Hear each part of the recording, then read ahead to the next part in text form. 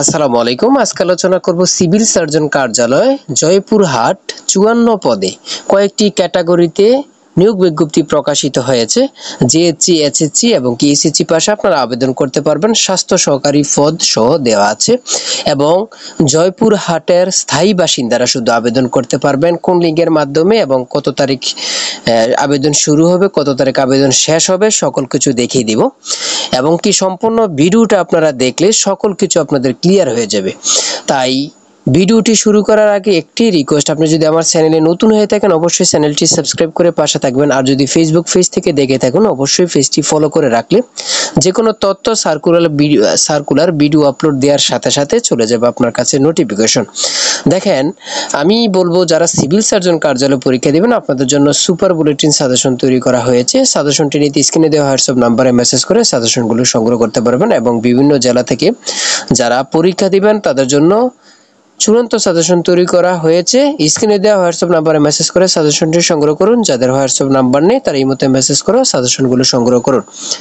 দেখেন, আমি সর্বপ্রথম বলে রাখবো সেটা হচ্ছে যেটা সর্বশেষ পদের নাম হচ্ছে ল্যাব অ্যাটেন্ডেন্ট। সর্বশেষ পদের নাম ল্যাব অ্যাটেন্ডেন্ট, পদ সংখ্যা 2টি।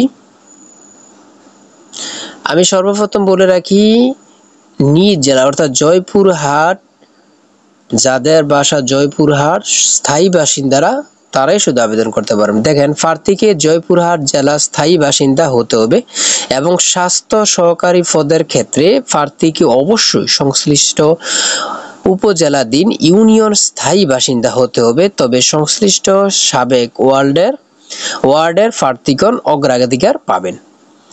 দেখেন, আমি এগুলো দেখিয়ে দিয়েছি। আমি এখন পদ সংখ্যা আলোচনা করব, আর যার যেটা বুঝতে সমস্যা হলে অবশ্যই আমাকে কমেন্ট করে জানাবেন। দেখেন, সর্বশেষ যে পদটি এটি হচ্ছে ল্যাব অ্যাটেন্ডেন্ট, পদ সংখ্যা 2 এবং কি গ্রেড হচ্ছে 19। শিক্ষাগত যোগ্যতা লাগবে কোনো স্বীকৃত বোর্ড হতে মাধ্যমিক স্কুল সার্টিফিকেট পাস হলে আপনারা আবেদন করতে পারবেন, অর্থাৎ এসএসসি পাস হলে আপনারা আবেদনটি করতে পারবেন। তারপরে যে পদটি রয়েছে 7 নম্বরে ড্রাইভার এবং কি পদ সংখ্যা 1, গ্রেড হচ্ছে 16।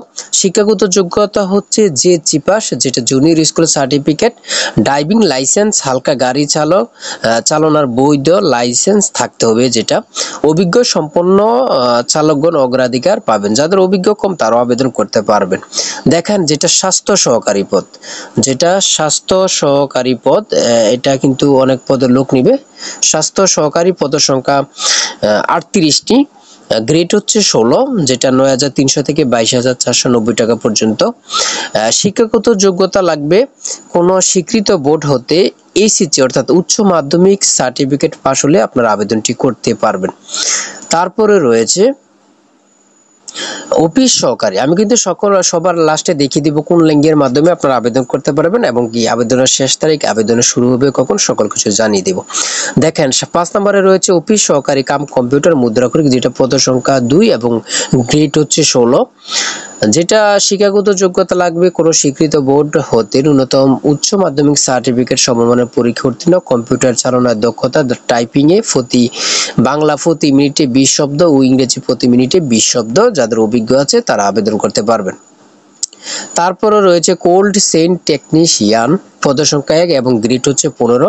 সেটা হচ্ছে শিক্ষাগত যোগ্যতা কোনো স্বীকৃত বোর্ড হতে রেফ্রিজারেশন বা এয়ার কন্ডিশন ট্রেডে উচ্চ মাধ্যমিক সার্টিফিকেট অথবা ভোকেশনাল পরীক্ষা উত্তীর্ণ হলে আপনারা আবেদনটি করতে পারবেন। যেটা 3 নম্বরে স্টোর কিপার, পদ সংখ্যা 5, গ্রেড হচ্ছে 16 এবং শিক্ষাগত যোগ্যতা উচ্চ মাধ্যমিক সার্টিফিকেট অর্থাৎ এইচএসসি পাস হলে আপনারা আবেদন করতে পারবেন। স্টোর কিপার পদে চূড়ান্ত নির্বাচিত হলে সরকারি বিধি অনুযায়ী জামানত প্রদান করতে হবে। দেখেন, তারপরে রয়েছে 2 নম্বরে 60 মুদ্রাক্ষরিক কাম কম্পিউটার অপারেটর, যেটা পদ সংখ্যা 1 এবং শিক্ষাগত যোগ্যতা লাগবে কোনো স্বীকৃত বিশ্ববিদ্যালয় হতে ন্যূনতম 2য় শ্রেণীতে স্নাতক বা সমমানের ডিগ্রি, কম্পিউটার অভিজ্ঞতা লাগবে এবং বাংলা 45 শব্দ, ইংরেজি 70 শব্দ টাইপিং লাগবে এবং প্রতি মিনিটে 25 শব্দ, ইংরেজি প্রতি মিনিটে 30 শব্দ। দেখেন, যেটা সর্বপ্রথম 1 নম্বরে রয়েছে পরিসংখ্যানবিদ, যেটা পদের সংখ্যা 4, পরিসংখ্যানবিদ পদের সংখ্যা 4, গ্রেড হচ্ছে 14 এবং শিক্ষাগত যোগ্যতা কোনো স্বীকৃত বিশ্ববিদ্যালয় অর্থাৎ পরিসংখ্যান, গণিত অথবা অর্থনৈতিক বিষয়ে স্নাতক হতে হবে। কম্পিউটার চালনা অবশ্যই দক্ষতা হতে হবে। দেখেন আমি বলি আপনারা কোন লিঙ্কের মাধ্যমে গিয়ে আবেদন করবেন। দেখেন লিঙ্কটা হচ্ছে এই লিঙ্কের মাধ্যমে গিয়ে আপনারা আবেদনটি সম্পন্ন করতে পারবেন এবং কি যাদের আবেদন করতে সমস্যা তারা আমাদের কাছ থেকেও আবেদন করে নিতে পারবেন। এই লিঙ্কের মাধ্যমে গিয়ে আবেদন করতে পারবেন। আবেদন শুরু হবে 4 সেপ্টেম্বর 2024 এবং আবেদন শেষ হবে 24 সেপ্টেম্বর 2024 আপনাদের শেষ হয়ে যাবে। যাদের আবেদন করতে সমস্যা অবশ্যই আমাদের কাছ থেকে আবেদনটি করে নিতে পারবেন।